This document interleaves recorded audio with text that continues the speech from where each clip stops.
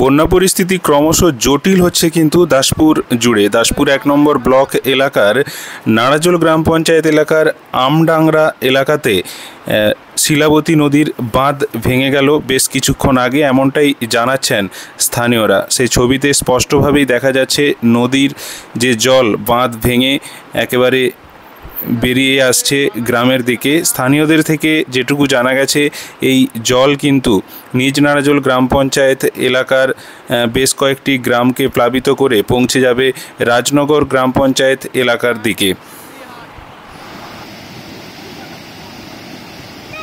এটা সুজিতদলের বাগানের কাছের হানা।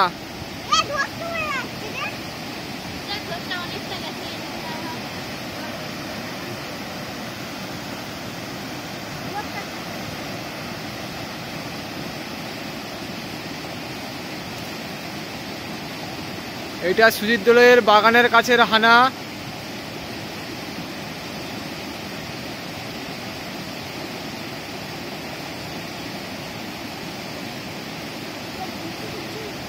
প্রায় 20 হাত।